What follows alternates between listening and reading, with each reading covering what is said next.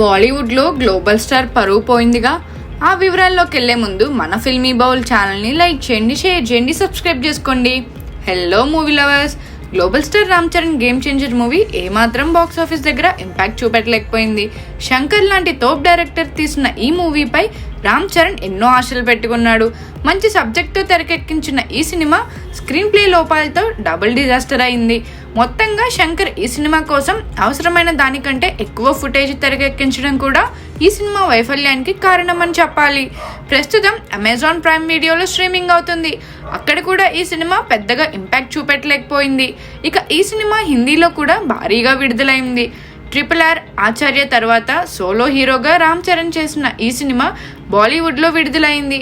మొదటి రోజు డీసెంట్ వసూల్ని రాబట్టిన ఈ సినిమా ఆ తర్వాత ఏమాత్రం ప్రభావం చూపించలేకపోయింది. హిందీలో ఈ సినిమా కేవలం 32 కోట్ల నెట్ వసూళ్లు సాధించింది.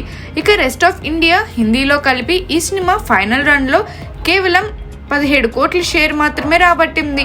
ఈ cinema Hindi, rest of India కలిపి 42 కోట్లు ప్రీ రిలీజ్ బిజినెస్ చేసింది.